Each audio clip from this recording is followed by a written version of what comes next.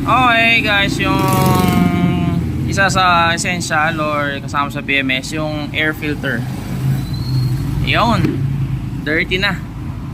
So papalitan na natin yan. Papalit natin yung washable no air filter. Ayan o. Ay, nahulog. Ayan.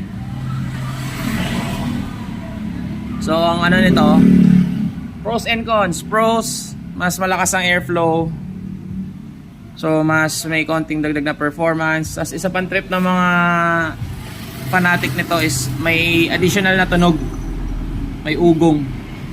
And then of course washable siya, hindi ka na bibili ulit, 'di ba? So yan na lang, lilinisin na lang. Ang cons naman is syempre mas malakas yung pasok, mas mabilis dumumi yung throttle body. Pero okay lang yun, ganoon din, malilinis din naman sa maintenance yun eh. Okay, bye.